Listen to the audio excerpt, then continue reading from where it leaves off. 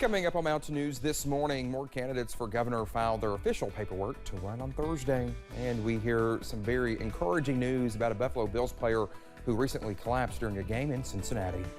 Dedicated to Eastern and Southern Kentucky, this is WYMT Mountain News this morning. 5:33, it's Friday, and I'm Dakota Makris. Good morning to you. Hope y'all are maybe have some coffee with you. I don't know what you drink in the mornings. Not a glass of milk, though. Brandon, let me tell you, if someone wakes up and drinks a glass of milk, I don't know why that's on my mind. I certainly said that was the most random It was because because I went to the store yesterday and saw the milk. I don't know why. Fair enough. But if someone wakes up and just craves a glass of milk, oh my goodness, I couldn't do it. I mean, but some people do. To each their own, I guess. Yeah, I mean, I wake up and I want to Coke Zero, but that's me. Yeah. But I usually go straight for the coffee. So as you should. That's right. I hope you have some this morning. I have some flavor. You do, your caffeinated water, yeah. Yep, I do have some caffeinated water right over here. All right, let's get into it this morning as we head out the door, and not too bad.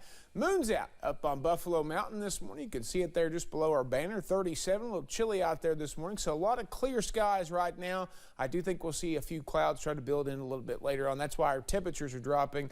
We still have a couple of 40s out there. Prestonsburg holding firm at 40, and then we've got 41 in Jacksboro. So Jacksboro may be the last one to lose the battle since they're a degree warmer.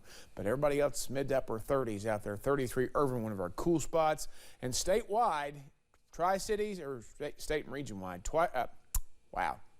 state and region-wide, Tri-Cities and Charleston, you can tell I'm tired this morning, are in the 40s, but everybody else except for Paducah is in the 20s. I'm just going to give up on this. Is in the 30s, and Paducah is in the 20s this morning. Whew. Get me out of here. All right, day planner for today. We're going to see about 44 for a daytime high. Some clouds at times, some sunshine at times.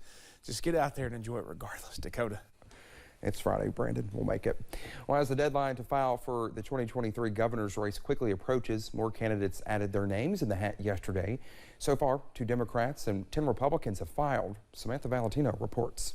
Congratulations, you're on the ballot. On Thursday, several Republicans added their names to the long list of candidates looking to face Governor Andy Beshear in this year's gubernatorial race. Former UN Ambassador Kelly Craft was among them. Right now, it's like a Kentucky basketball game. You walk in the arena, the score is 0-0, and it's whoever's going to be, working the hardest and reaching the most Kentuckians. As well as Agriculture Commissioner of Kentucky, Ryan Quarles. It's a crowded field with many friends, but I think that we are the ticket that can energize both rural and urban Kentucky and unite our state.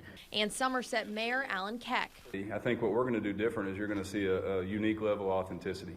We've answered over 150 questions so far. I'm going to answer several more today. Hopefully somebody's counting. And so we're going to go right to the voters. You're going to see a lot of authentic content and a different style campaign. Attorney General Daniel Cameron filed to run earlier this week. He has the endorsement of former President Donald Trump. Over these last 3 years, we've had a unique opportunity to stand up for the constitutional rights and conservative values and principles of the Commonwealth. And we want to make sure that going forward there is a governor in Kentucky who understands those shared values. 10 Republicans have filed so far, along with 2 Democrats, Jeff Young and Governor Andy Beshear. He filed to run for a second term back in December. It's going to be about who can fulfill the needs of our families, and having a pretty special family myself. I think the voters of Kentucky, who by now know me pretty well, know that I'll work for them tirelessly each and every day. In Frankfort, Samantha Valentino, WKYT. Candidates have until 4 p.m. today to file for the May primary. Meanwhile, Kentucky lawmakers have advanced a bill to further lower the state income tax. The rate went down 0.5% when certain financial triggers were met last year. More triggers were met recently, and lawmakers say the rate will go down another 0.5% next year. Harfield Pendleton has more on the bill that advanced in the House. Republican lawmakers say when their majority took over, policies and financial philosophies did as well for the betterment of the state. We are becoming a more competitive state with record investments in Kentucky over the last 2 years and paying down debt liabilities. it is clear that the General Assembly of the Republican policies is building a better commonwealth. Reed says the result of that is the state able to lower the income tax. A 0.5% dropped January 1st, another 0.5% will next year.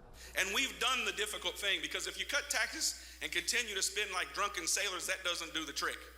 This General Assembly has cabin spending the way it ought to be, and we're growing our state for tomorrow. The bill easily passed in committee this morning, 16-4, pretty much along party line votes. Many Democrats voting against it. It was 79-19 in the full House this afternoon. Many of those opposed to it say that it's going to result in simply too much revenue loss, about $1 billion for every percentage point. And they also say that it's really not going to amount to much savings for the average Kentuckian. Middle-income families like mine will get an income tax reduction of about $300. Guess how much we're going to pay in summer camp tax, which was added by the legislature this year in an attempt to offset these tax cuts for the rich? $300. Even with all the new taxes that we have imposed, taxes on utilities and dozens of other services imposed under this tax plan, we'll simply not be able to fund the vital programs and services that Kentuckians rely on. The Kentucky Center for Economic Policy estimates that the average Kentuckian will only save about 38 cents to $5 a week with the recent tax cuts. But supporters say lower income taxes will lead to more jobs that benefits everyone.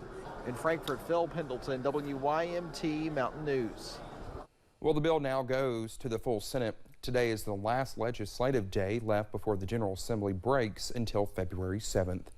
Well, we are learning new information about Kentucky unemployment rates. November 2021 to November 2022, unemployment rates jumped in 84 counties, but fell in 20 counties. Magoffin County recorded the state's highest unemployment rate at 9.2%. 9 of the 10 counties where the highest rates are in eastern Kentucky. Well, according to the Kentucky Education and Labor Cabinet, employment statistics undergo sharp fluctuations due to seasonal events such as weather, harvests, and holidays. Well, switching gears, Monday night's Cincinnati Bengals-Buffalo Bills game is one that will never be completed and, of course, will never be forgotten. The tragic and shocking cardiac arrest of Demar Hamlin has captivated the nation. But yesterday, we learned new information to give us all some hope. Doctors at the University of Cincinnati Medical Center say Hamlin is showing substantial improvement. They say he's able to move his hands and feet and is able to communicate. He cannot talk because he still has a breathing tube, but he can write. The first thing he asked was if the Bills won, and his doctors responded by saying, "Yes, Demar, you won the game of life." He is in critical condition, but his doctors say the support staff at Precor Stadium played a large role in the brain function and continued recovery. The fact that he had highly trained professionals from the Buffalo Bills, in addition to having paramedics, emergency physicians, respiratory therapists, all right at his bedside in less than a minute from the collapse, that speaks to that ability that demonstrates that he had good perfusion to his brain that led to no identifiable neurologic deficit. Well, in an update to a story we told you earlier this week, the Toy Drive GoFundMe page Hamlin started before his injury has raised nearly $8 million. Well, in some national news, today marks the 2-year anniversary of the riot at the U.S. Capitol in Washington, D.C. U.S. Capitol Police Department is ramping up security and monitoring online chatter about possible protest.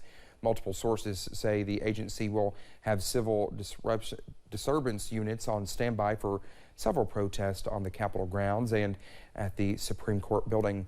Sources say the stepped-up posture comes out of an abundance of caution and reflects what has become standard protocol for Capitol Police in the wake of the incident.